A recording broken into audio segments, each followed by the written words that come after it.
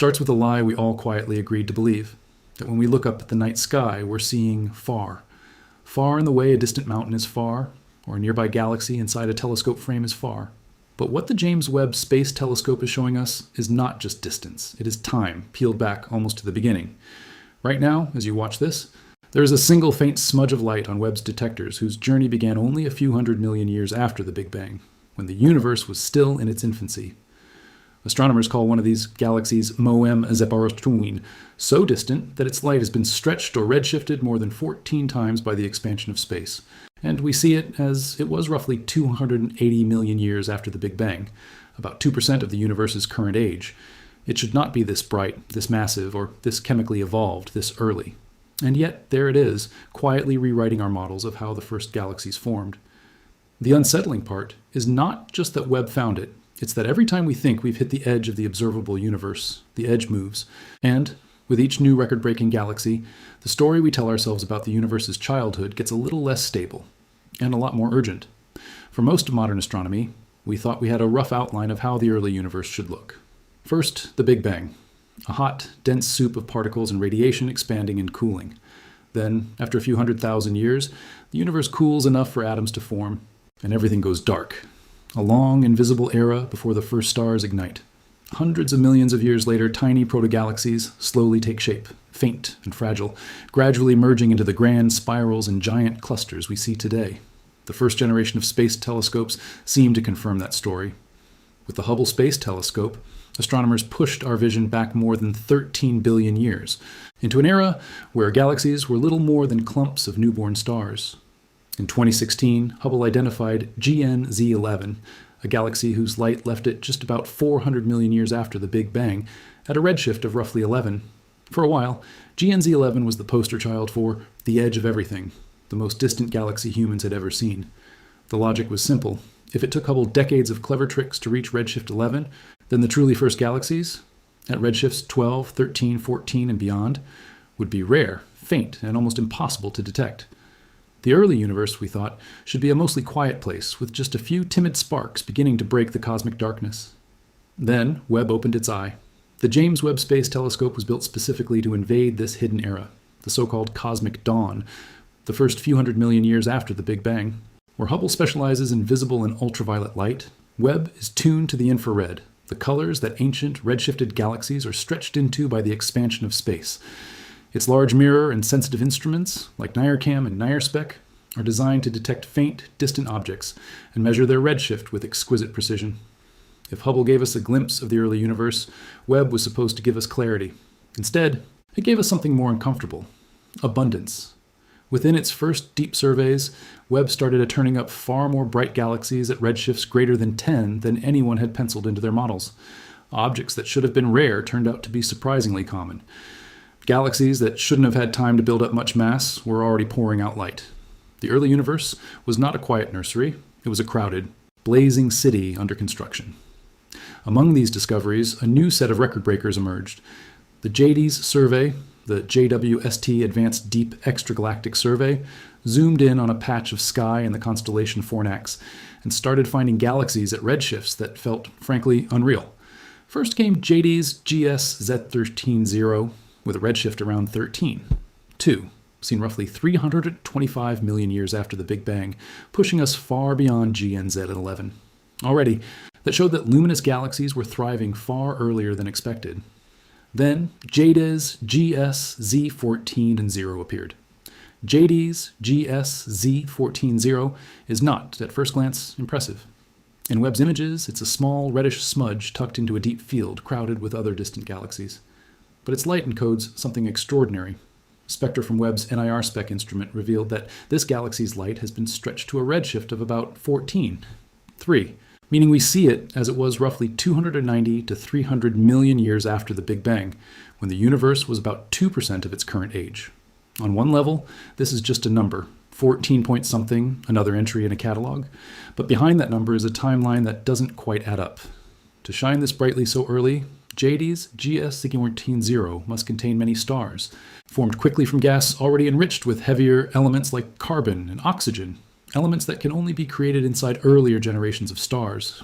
That implies that star formation and death and recycling of material began even earlier than this galaxy's own light suggests. In other words, by the time we see JDA's GS Z14-0, the universe has already been busy for a while, busy in ways our simulations were not fully expecting. Follow-up observations and analysis confirmed that JD's GS Z14-0 wasn't a fluke.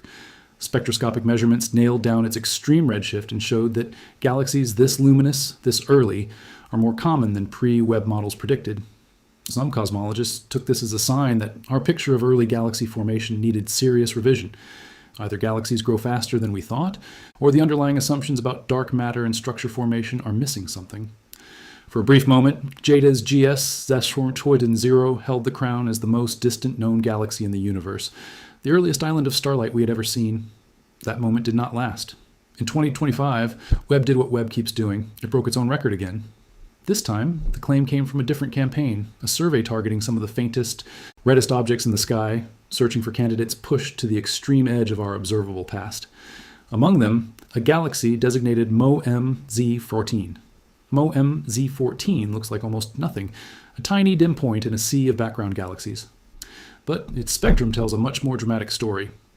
Using Webb's NIR spec instrument, astronomers confirmed that MOM-Z14 has a cosmological redshift of about 14, 44, slightly beyond JDA's GS Z14-0.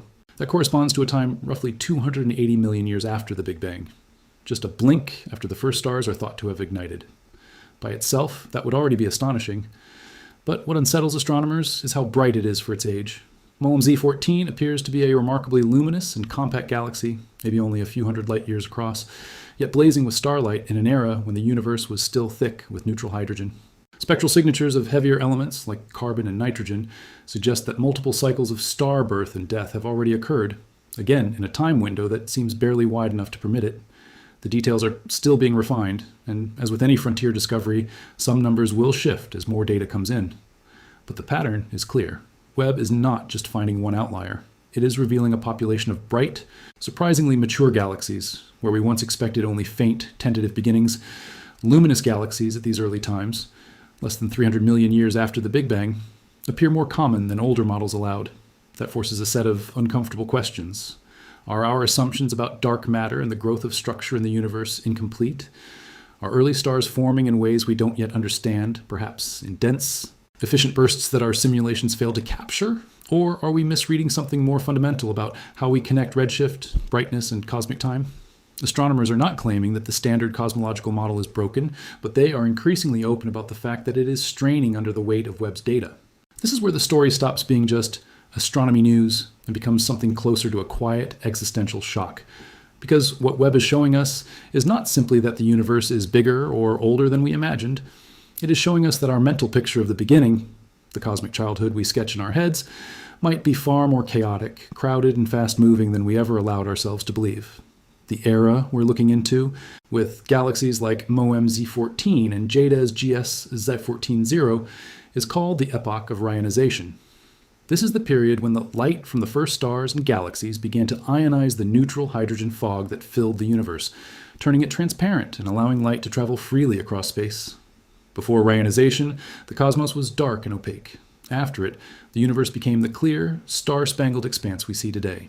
By probing galaxies at redshifts above 14, Webb is catching that transformation in the act. These galaxies are not just early, they are agents of change, carving tunnels of ionized gas through the cosmic fog, reshaping their surroundings on scales we can barely visualize. Every data point Webb brings back from this era tightens the constraints on when, where, and how fast reionization happened. But there is a deeper, more personal twist.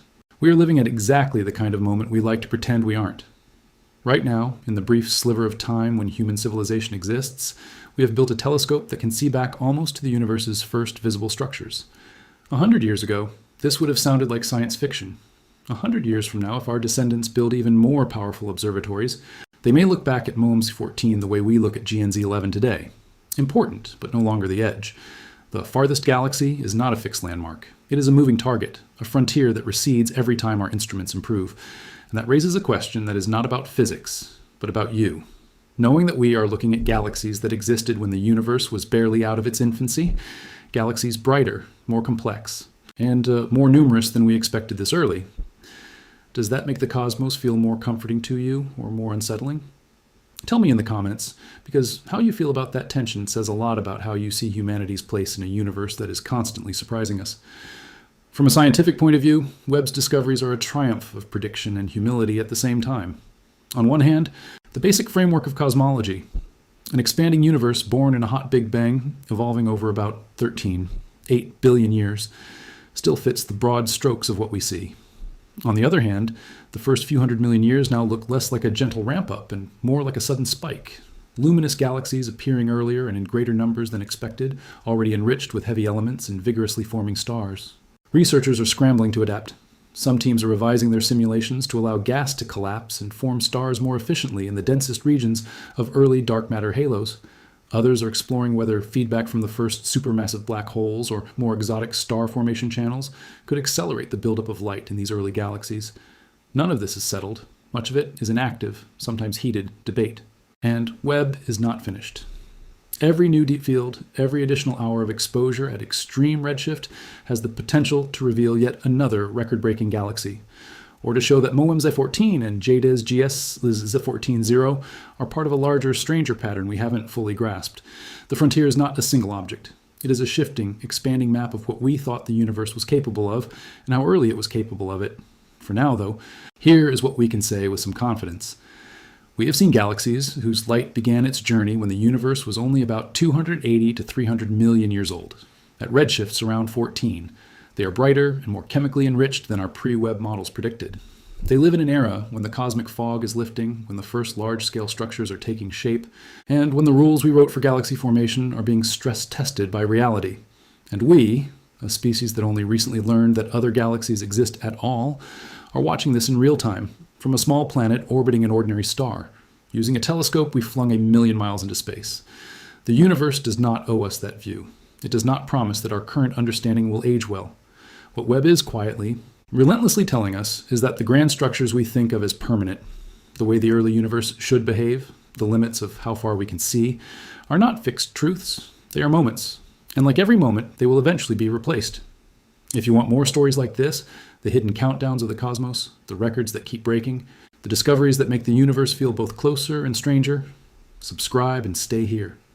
Because somewhere in a patch of sky Webb hasn't stared at long enough yet, the light from an even earlier galaxy is already on its way to us.